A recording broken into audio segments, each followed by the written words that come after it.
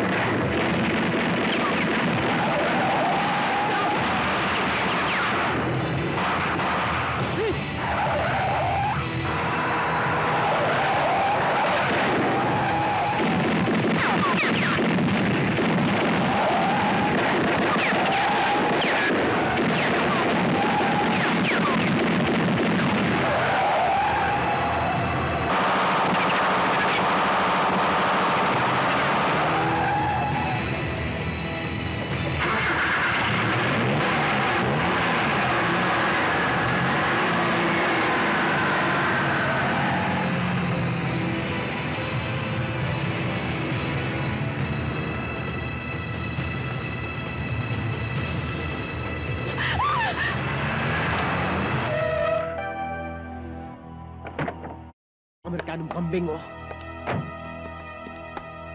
Bitawan niyo ako! Kasmot! Kalubling!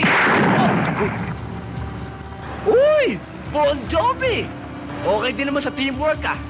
2 kalbo, tsaka 1 long hair. Para kayong 3 itlog. Huwag ka lang papalag, kung di kakalbuhin kita. Gusto!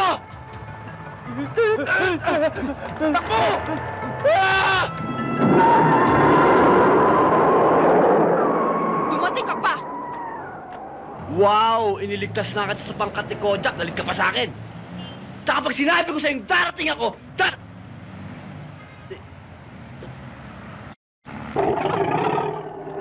Ano ka mo nangyari? Eh, yun na nga, boss, eh. Sumalto lakad namin. Bakit? Eh, baka pag sinabi ko sa inyo, pagtawanan niyo ako. Bakit? Nakakatawa ba ang pinagagawa ko sa inyo? Hindi naman, boss. Pero sa maniwala kahit sa hindi, tangay na sana namin si Mariposa. Kaya lang bigla sumulpot yung Anton. Sinong Anton? Yung lalaking binaril nyo. Yung asawa ni... Ang laki mong ampaw talaga. Patay na yon, nakapikit na ang mga mata, hindi na humihinga. Patay! Patay. Nagpakita. Eh, di talagang multo.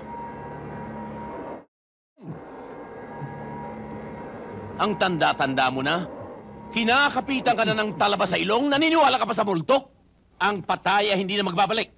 Pero talaga, boss, ang nakita ko si Anton. Kaya lang, may kaibahan ng itsura. Maigsi ang buhok. Sumpa man, mamatay man ako. Kung patayin kaya kita ngayon, ito ang tandaan mo. Kapag hindi mo nakuha si Mariposa, yung buhok mo na puro balakubak, kakalbuhin ko. Tandaan mo yan, Turko. Oh, bakit para kayo mga rebultor yan? Ano kayo? Pinaglihi kay Rizal? Sumunod kayo sa akin.